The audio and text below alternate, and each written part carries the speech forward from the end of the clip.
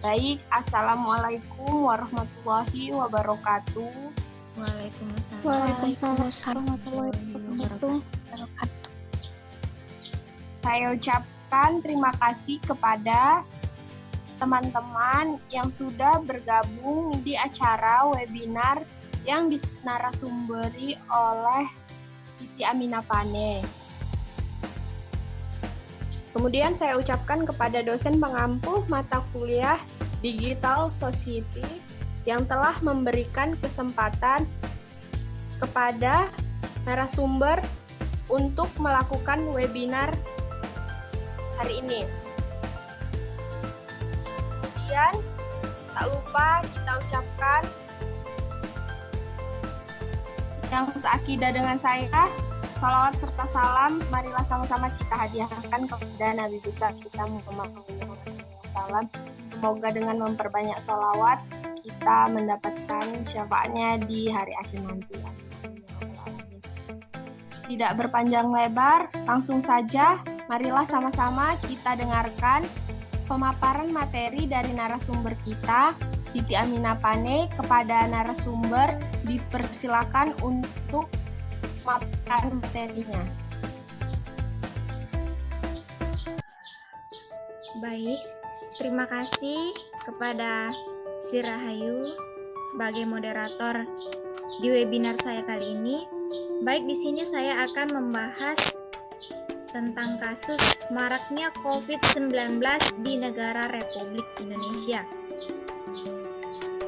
COVID-19 atau yang biasa disebut dengan coronavirus disease 19 di akhir Desember 2019 dan masuk awal tahun 2020 gemparlah sebuah berita yang sangat trending pada saat itu tentang virus corona. Berawal dari negara Wuhan, Cina, virus ini menular dengan sangat cepat dan menyebar hampir ke semua negara termasuk negara kita, Republik Indonesia, hanya dalam waktu beberapa bulan dan waktu yang sangat-sangat singkat. Kapan COVID-19 masuk ke Indonesia? Nah, itu berawal dari pasien yang pertama dan pasien yang kedua. Pasien yang pertama itu masuk dan dilaporkan ke Indonesia terkena COVID pada tanggal 2 Maret 2020 di Depok, Jawa Barat. Nah, itulah berawal COVID-19 masuk ke Indonesia. Kasus penularan tersebut itu terungkap setelah pasien pertama melakukan kontak dengan warga negara Jepang dan ternyata positif COVID-19 saat diperiksa di Malaysia pada malam Valentine 14 Februari 2020. Dan sekarang udah 14 Februari 2023, udah hampir 3 tahun. Nah, pada saat itu pasien yang pertama merasa kurang enak badan dan mengeluhkan gejala yang mirip dengan COVID-19. Nah, gejala yang dirasakan itu seperti batuk, sesak, dan demam dalam kurun waktu 10 hari. Saat berobat ke rumah sakit di Depok, pasien yang pertama sempat dirawat dan diagnosis mengidap penyakit bronchopneumonia, salah satu yang menyebabkan peradangan pada paru-paru. Usai dikabarkan, kemudian pasien itu divonis positif COVID-19. Kemudian pasien itu langsung dirujuk ke rumah sakit. Setelah dilakukan pengambilan sampel dan uji dokter, pasien satu benar-benar dinyatakan terkena COVID-19. Nah, kemudian untuk pasien yang kedua itu merupakan ibu dari pasien yang pertama. Ia tertular usai melakukan kontak dekat dengan anaknya. Pasien kedua mulai merasa tidak enak badan dan berobat ke rumah sakit di kawasan Depok. Saat itu pasien 2 juga dinyatakan positif COVID-19. Indonesia sempat disebut kebal COVID-19. Nah, sebelum ada 2 pasien yang pertama tadi yang sudah terkena virus corona, Indonesia sempat disebut kebal COVID-19. Kenapa? Karena ada 78 warga negara Indonesia awak kapal pesiar Diamond Princess yang melewati negara-negara asing yang diperiksa, tetapi mereka semua hasilnya negatif. Tidak ada satupun yang positif. Maka Indonesia pada saat itu sempat disebut kebal COVID. Terlebih dari mulai Desember 2019 sampai Februari 2020, Indonesia belum sama sekali melaporkan kasus virus corona. Padahal kasus itu sangat cepat sekali menyebarnya. Nah, namun setelah pasien yang pertama dan yang kedua itu sudah ditetapkan bahwa terinfeksi COVID-19, maka itulah mematakan bahwa Indonesia itu kebal virus corona. Progres yang buruk terus melonjak. Nah, kemudian kasusnya semakin lama semakin meningkat, semakin melonjak dan semakin marak hingga sampai terakhir kali saya lihat pada Juni 2021 itu kasusnya sampai dengan 4.300.000 orang yang udah terkena virus corona dan banyak sekali yang meninggal dunia. Semoga di tahun-tahun ini tuh udah nggak ada lagi, sehingga kita semua sehat-sehat dan terhindar dari virus corona. Akibat dari virus corona. Akibatnya, dunia menghadapi krisis kesehatan global dan sosial ekonomi, terutama di negara kita Republik Indonesia. Pemberlakuan PPKM yang mengakibatkan semua akses, semua kegiatan ditutup dan diwajibkan dilakukan dari rumah untuk mengurangi penyebaran virus tersebut. Di Indonesia, kehidupan jutaan anak dan keluarga seakan terhenti. Kemudian dampak dari COVID-19. Tidak hanya berdampak pada kesehatan sosial, tapi virus itu berdampak sekali terhadap perekonomian. Pembatasan sosial dan penutupan sekolah berdampak pada pendidikan kesehatan mental dan akses kepada pelayanan kesehatan dasar. Dampak dari diberhentikannya sekolah itu, siswa-siswi yang bersekolah sudah tidak lagi menjalankan kegiatan belajar seperti sebelumnya. Akibat dari COVID, mereka melakukan kegiatan belajar secara online ataupun daring, dan mereka lebih cenderung ke arah yang lebih buruk karena mereka tidak lagi menjalankan sekolahnya dengan baik. Karena mereka akan lebih malas, etika mereka akan lebih berkurang karena sudah dipengaruhi oleh gadget ataupun handphone pada saat belajar di rumah. Kemudian mereka akan mendapat dampak yang sangat buruk ketika mereka tidak ingin tahu pelajaran yang diberikan pada saat belajar daring dan minimnya dukungan orang tua. Kemudian pemutusan hubungan kerja atau PHK. Itu banyak sekali pada saat pandemi waktu itu. Itulah yang mengakibatkan kejahatan. Orang-orang yang tiba-tiba diberhentikan bekerja jika dia sudah tidak merasa dirinya itu benar-benar kekurangan dan dia tidak tahu lagi dari mana ia dapatkan uang untuk menafkahi hidup dan keluarganya. Saking terpuruknya perekonomian pada saat itu, maka timbullah kejahatan-kejahatan seperti mencuri, melakukan hal-hal yang sangat buruk. Teringat pada saat itu marak sekali pembegalan, pencurian di tengah-tengah terjatuhnya Indonesia. Kurangnya aktivitas sosial. Benar, seluruh masyarakat, semua orang pada saat itu pasti akan membatasi aktivitas sosialnya. Kenapa? Karena pada saat itu jumlah kasus kematian di Indonesia setiap hari, bahkan setiap jam, setiap menit bertambah. Dan itu yang membuat masyarakat takut untuk bersosialisasi. Yang dampaknya saya alami sendiri. Saya sekarang ini sudah duduk di bangku perkuliahan, tapi saya tidak tahu dan tidak mengenal adik-adik kelas saya karena pembelajaran waktu itu dilakukan secara daring dan sangat-sangat membatasi aktivitas sosial. Yang biasanya saya aktif dalam kegiatan organisasi, dalam kegiatan masyarakat seperti pramuka, karang taruna, remaja masjid. Dan sejak COVID itulah saya tidak melakukan hal-hal itu lagi dan saya sangat membatasi aktivitas sosial saya. Jadi pada saat itu benar-benar aktivitas sosial itu terbatasi.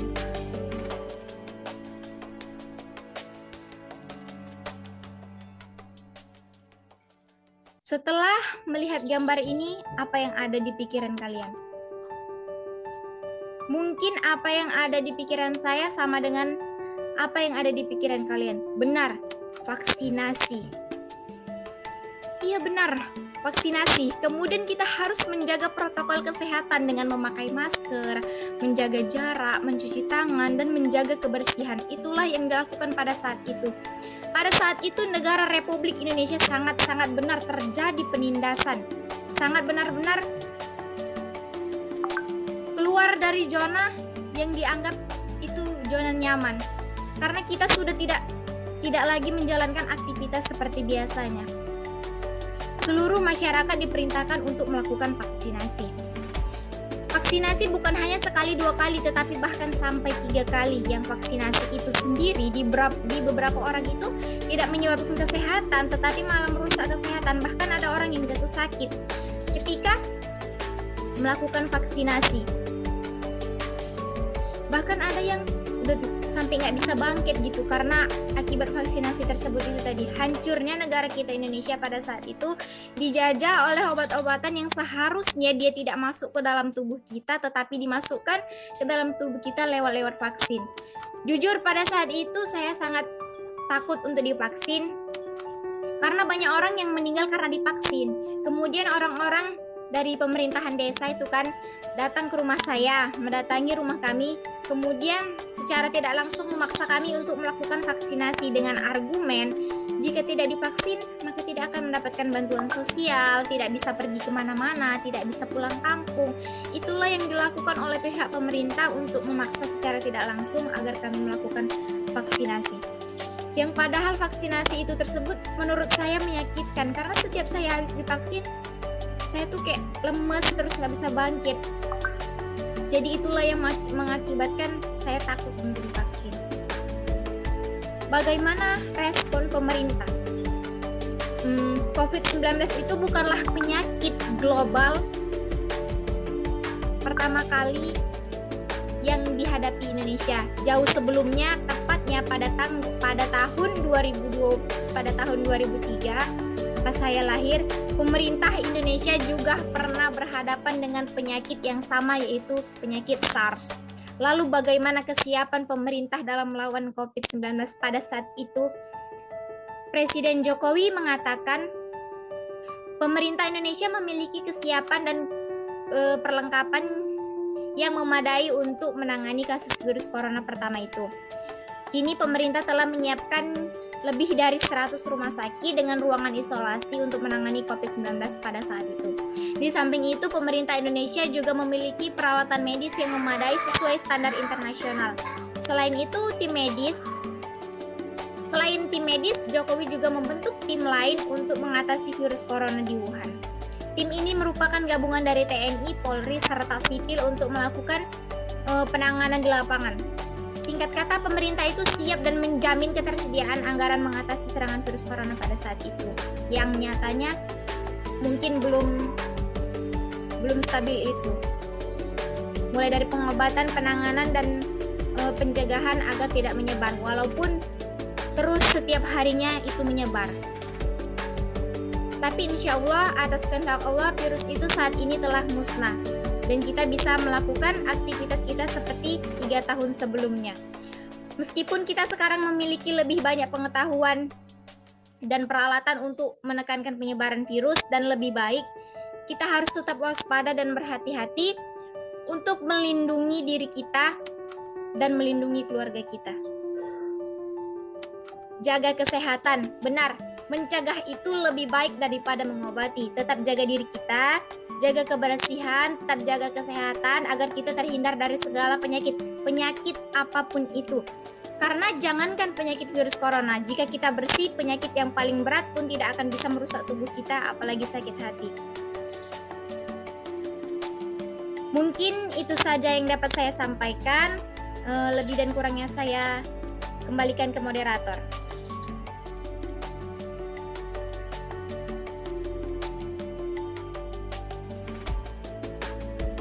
Baik, terima kasih kepada narasumber yang telah menjelaskan materinya. Nah, jika teman-teman memiliki pertanyaan, silakan aktifkan mikrofonnya. Aku mau nanya aku. Pada Widya, silakan bertanya.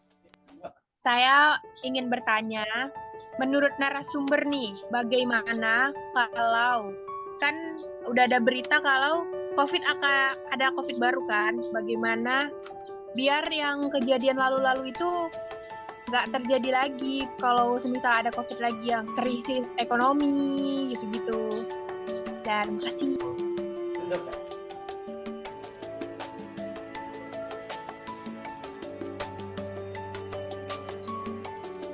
Baik, terima kasih kepada Widya Fitriani yang sudah memberikan pertanyaan. Misalnya kan ada berita lagi nih, bakal ada penyakit kayak gitu lagi. Semoga nggak ada ya jauh-jauh. Jauh-jauh lah pokoknya. Jadi kita itu harus tetap jaga kebersihan. Pokoknya itu kebersihan yang paling penting. Karena kalau kita bersih pasti kita sehat, kita terhindar dari segala penyakit-penyakit apapun itu. Jadi kita nggak boleh lalai sama kebersihan, karena kebersihan itu poin yang paling penting. Jadi kalau ada berita-berita kayak gitu, ya kita cukup waspada aja. Kita tetap jaga kebersihan kita. Mungkin itu aja. Apakah ada lagi?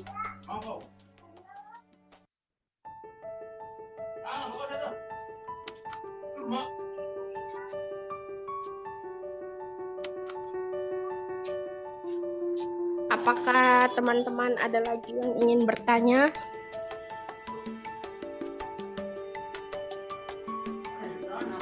Baik, jika tidak ada lagi yang ingin bertanya, maka saya akan menutup webinar pada hari ini. Nah, sebelum saya menutup, teman-teman diharapkan untuk mengaktifkan kameranya untuk mengambil dokumentasi. Baiklah, terima kasih kepada teman-teman yang telah mengikuti webinar pada hari ini. Semoga ilmu yang telah disampaikan oleh narasumber bermanfaat untuk kita semua. Dan saya akhiri. Assalamualaikum warahmatullahi wabarakatuh. Waalaikumsalam warahmatullahi wabarakatuh.